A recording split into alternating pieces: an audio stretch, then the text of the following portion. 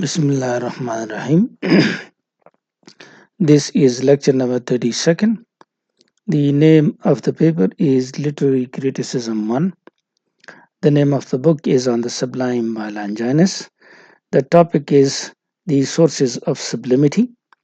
The sources of sublimity are 5 in number, and we have been discussing the first one, which is called as the power of forming grand conception. We delivered one lecture on its subtopic, that is its explanation.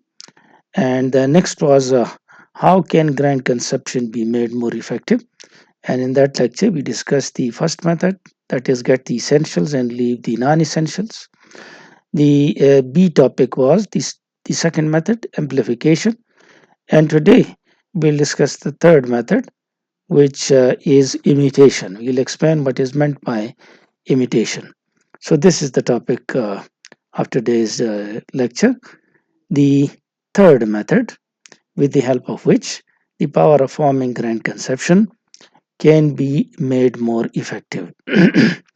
This lecture is specifically for the students of BS English 5th semester GDC PUBG, and it is also for the students of those colleges which are affiliated with Abdul Wali Khan University. So the third method, in order to uh, make it easy for the writer to develop the um, grand style and grand manner and sublimity. One of the methods is, that is the third method, imitation, as we have discussed here. This is the third area where we are studying how can grand conception be made more effective. So the third way to make conception more effective is imitation. You have studied Aristotle, and Aristotle also used the word imitation. Before Aristotle, Plato used the word imitation, and that was in a kind of degradation because imitation was taken in the negative meaning by Plato. Aristotle changed that meaning and said that tragedy is the imitation of what ought to be and might be, and giving it a positive image. There is another idea of imitation, as was taken by Pope and Dryden, that imitation means imitating the rules and the methods of the great writers.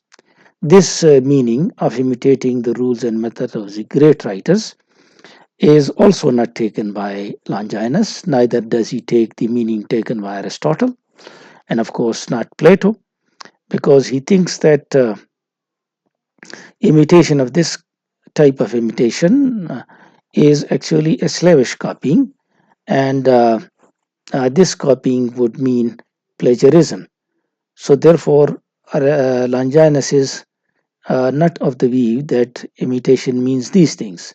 He doesn't mean by imitation that you adopt the methods of the others, the great poets, to achieve sublimity, because that he thinks would be mechanical, and the form may be achieved. For example, if somebody is copying Homer, he may copy the form, but the spirit will be missing, the emotions and the views of life, which are grand, will be missing.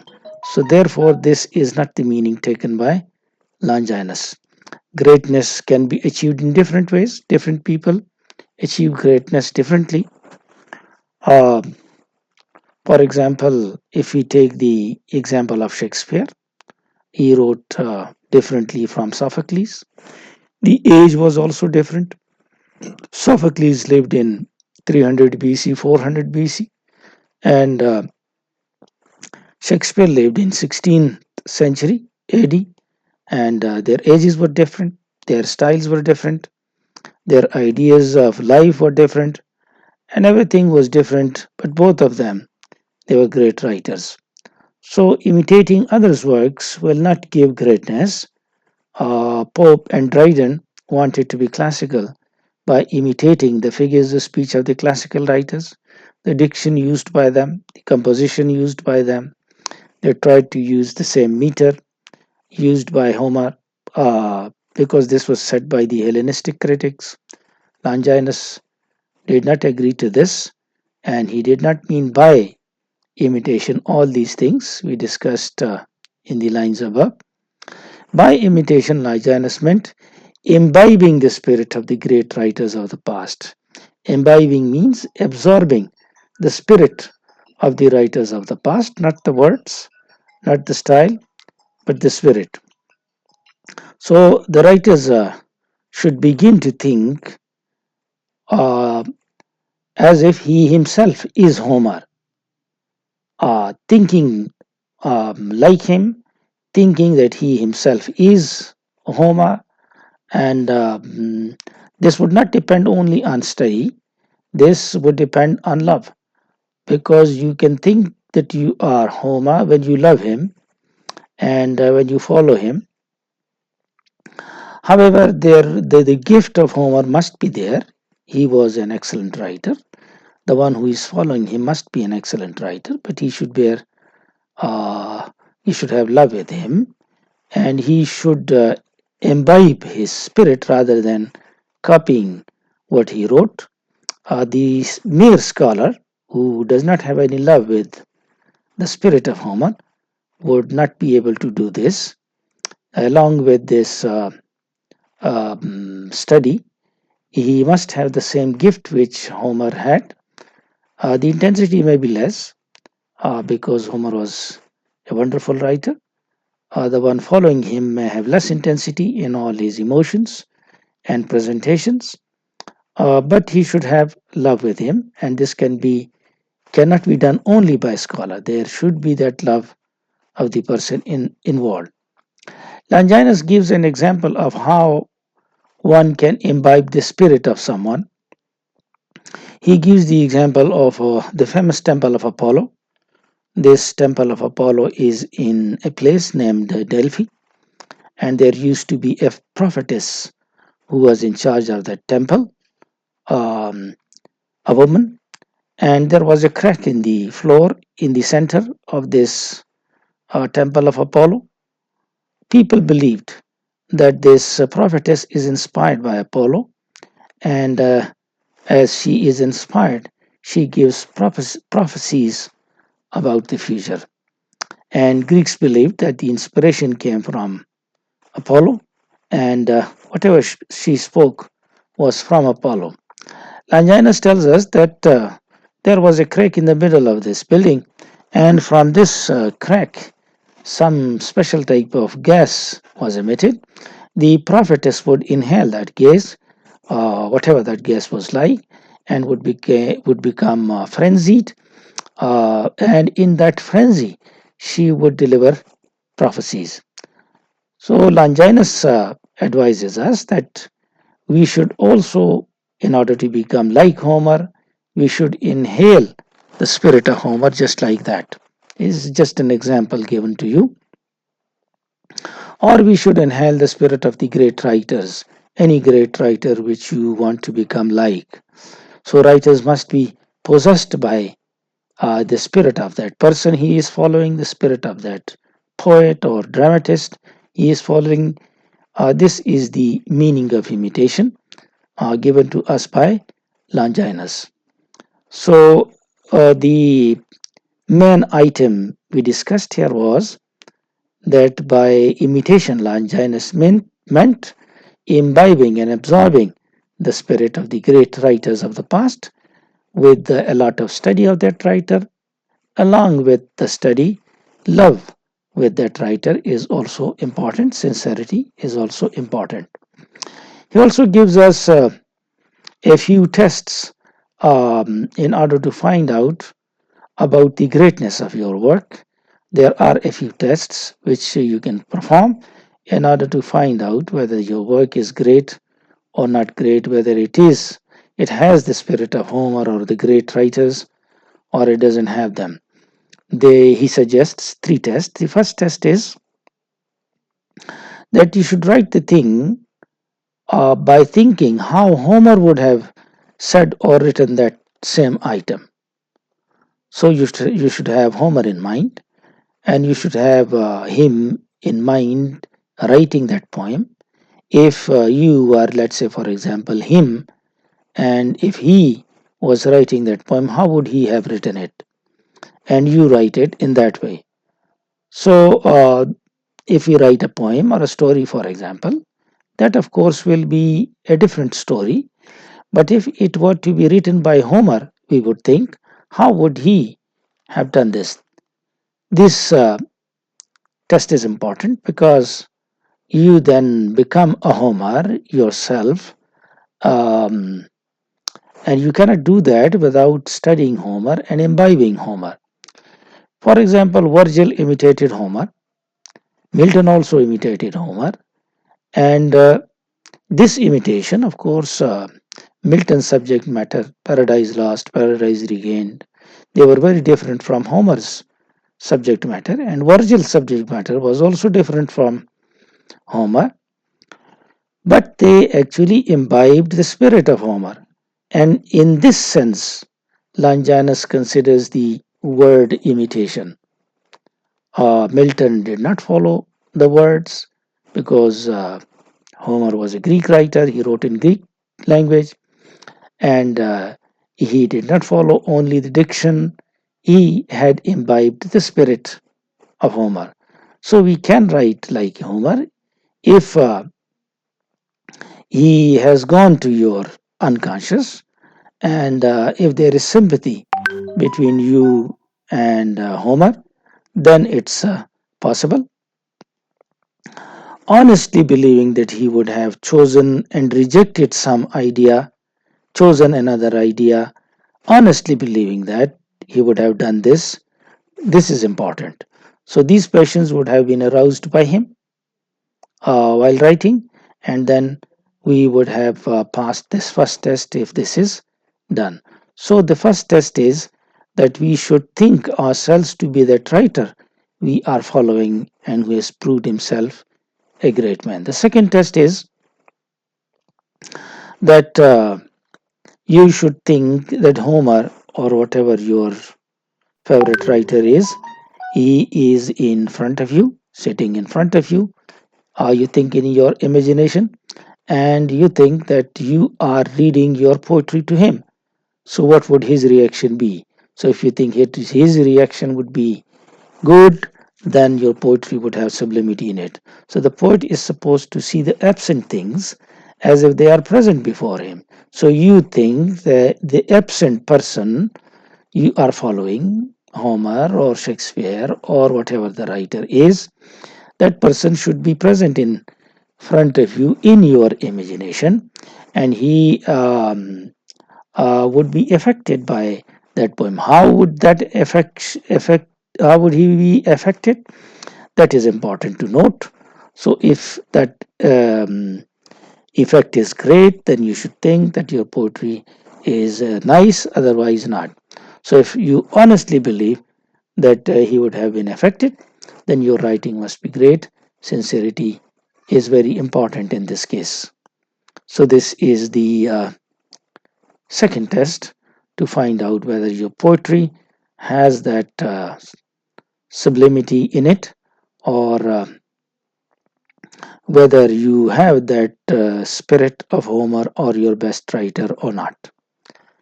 The third test is that you should think about why Homer is great. Which are the things which made him great? And what is the test of his greatness?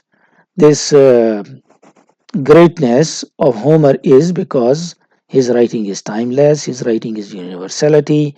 He talks about the human nature, he talks about the human passions and emotions. These are universal for all human beings, and therefore he is a great writer. We know that things keep on changing with time. If a poet remains alive and enjoyed as he was enjoyed by the contemporaries, then he must be a great poet. For example, Shakespeare was enjoyed by his audience, but centuries have passed and we are still enjoying him as audience or as readers. So, what made him timeless was because he wrote about the universal things, about human passions, human emotions, human nature, and these are universal because everywhere human nature is the same, the emotions and human passions are the same. Universals would not change. Therefore, they are great writers. So, if a writer can see beyond the surface and can attain the understanding of human nature, he will become great. Beyond the surface is something which is essential and not non essential. Homer is still alive in our hearts because he wrote about these universal aspects of life. So, this is the test. How would future generation be affected um, by your writings? If they are affected, you think positively, then you have passed this test, and this makes the gift of nature more impressive. This is another way, the third way in which the gift of nature is made more impressive. इसको उर्दू में भी सुन लें हम अगर आप यहाँ से एक नज़र देखें तो हम पढ़ ये रहे हैं कि सोर्सेज ऑफ सब्लिमिटी में 5 सोर्सेज हैं इनमें से अभी एक हमने शुरू किया है उस पे power of forming grand conception में एक्सप्लेनेशन हमने की ये power of forming grand conception किन चीज़ों से इफेक्टिव होगी 4 चीज़ें थी 2 हमने अलग से डिस्कस की आज हमने इस तीसरे को डिस्कस किया और वो है इमिटेशन तो इमिटेशन आपको ये लफ्ज़ आप पहले सुन चुके हैं प्लेटो ने इसको यूज़ किया कि आर्ट इमिटेशन है ट्वाइस रिमूव्ड फ्रॉम रियलिटी और इसको नेगेटिव मीनिंग दिया एरिस्टोटल ने इसको पॉजिटिव मीनिंग दिए कि tragedy is the imitation of what ought to be and might be. It is not the imitation of what is or has been. It is the imitation of what ought to be and might be. What ought to be and might be ये creation है. तो लॉन्जाइनस ने ये इन दोनों माने में भी इसको नहीं लिया और अगर आपको याद हो पोप और ड्राइडन ने imitation of rules of great writers और imitation of methods of great writers किया ये मीनिंग भी लॉन्जाइनस नहीं लेता क्योंकि ये तो स्लेविश कॉपिंग हो जाएगी इसको प्लेजरिज्म या अदबी चोरी भी कहते हैं तो ये उसका मतलब नहीं है कि आप दूसरों के मेथड्स को अप्लाई करें ये तो मैकेनिकल सी बात हो जाएगी और ये अगर आप होमवर्क को फॉलो करते हैं इस तरह तो उसका स्पिरिट फॉलो नहीं होगा उसका गारमेंट फॉलो होगा इमोशंस और वीव्स और लाइफ ये मिसिंग होगी तो ग्रेटनेस मुख्तलिफ तरीक़ों से मुख्तलिफ लोगों ने हासिल किया है मुख्तलिफ एजेस में सोफोक्लीज़ ने अपने एज में शेक्सपियर ने अपने में दोनों मुख्तलिफ एजेस से बिलोंग करते हैं दोनों को आइडियाज़ ऑन लाइफ डिफरेंट है और दोनों ग्रेट हैं लेकिन इनके ख़यालात मुख्तलिफ हैं तो इमिटेशन जो है वो इस तरह काम नहीं करता जिस तरह पोप और ड्राइडन ने कहा कि हम क्लासिकल बनेंगे क्योंकि हम क्लासिकल के जो फिगर्स ऑफ स्पीच हैं उसको इमिटेट करेंगे डिक्शन को इमिटेट करेंगे और उनकी कंपोजिशन को और मीटर को इमिटेट करेंगे तो लॉन्जाइनस का जो मतलब था वो था absorbing the spirit of the great writers of past तो एब्जॉर्बिंग द स्पिरिट ये है और हमें एग्जाम्पल देता है लॉन्जाइनस के अपोलो जो इनका गॉड है बड़ा गॉड है उसका एक टेंपल है डेल्फी जगह पर और उसकी जो इंचार्ज है वो एक प्रॉफिटेस है औरत है तो उसके टेंपल में एक क्रैक था और इन लोगों का ख्याल था कि ये इंस्पायर होती है अपोलो से फिर ये पेशन गोइयाँ करती है प्रोफेसीज करती है तो और लॉन्जाइनस कहता है कि इस क्रैक से खास किस्म का गैस निकलता था जो ये इनहेल करती थी और फिर फ्रेंजी में आती थी और फिर ये प्रोफेसीज करती थी तो आप भी अगर किसी राइटर को फॉलो करते हैं तो इस तरह उसकी राइटिंग को इनहेल करें उसकी स्पिरिट को इनहेल करें तो आप उसकी तरह ग्रेट बन जाएंगे और